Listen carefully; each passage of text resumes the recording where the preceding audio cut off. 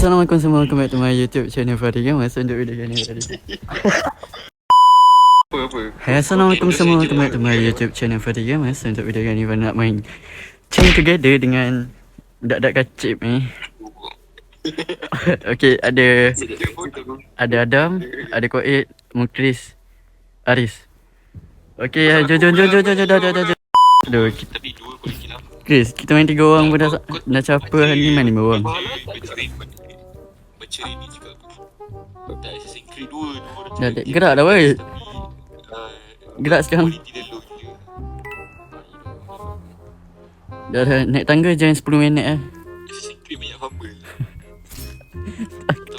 Aku tak boleh belah lah tangga. Oi, naik dah. Naik lah weh. Cuba banyak. Okay, naik lah. Okay, aku naik dah. Aku naik dah. Okay, Mukris first. Okay, okay, Mukris. Okay. Okay, naik, okay. Pandai. Sama. Okay, jom. Okay, mantap. Okay, dah. Mantap, weh. Ni. One by one eh. Weh. Apa?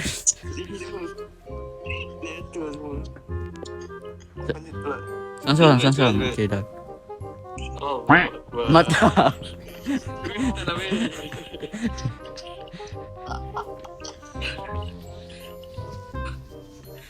Ya, Allah. Angkat aku dulu tu. Main 5 orang macam apa sia? Okay, jom. Orang susah.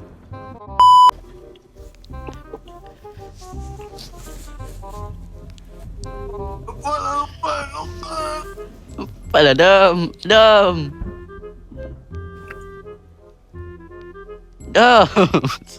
Bela lah, Dam. Eh. Siapa berat sangat ni?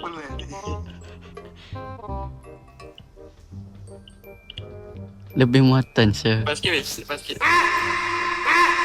Allah. Naik sekarang. 3 ekor bawah tu naik sekarang. Ada kepang tu. Ya dah. Ya Allah. Apa kursi ni? Ya Allah. Mantap. Assalamualaikum.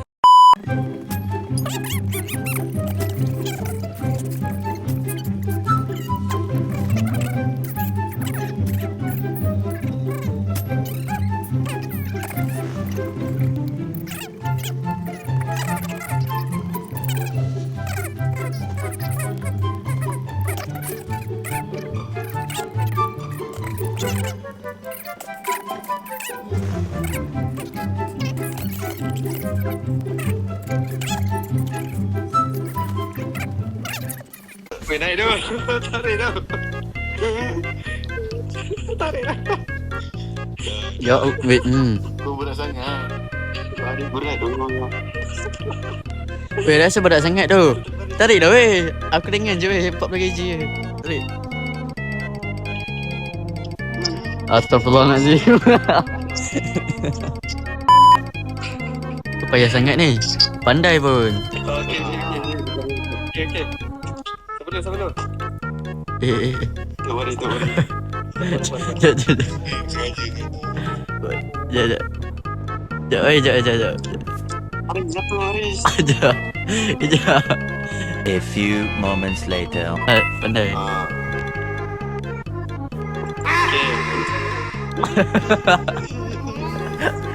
Asal tak boleh lompat tu. Asal tak boleh lompat siap. Jangan weh. Tarik. Jatuh ni. Okey, 1, 2, 3. 1, 2. Dah weh. Allah. Apa hal ni? Apa ni? Apa benda siap? Rosak je. Okay guys, itu saja untuk video kali ni. Bye, Assalamualaikum.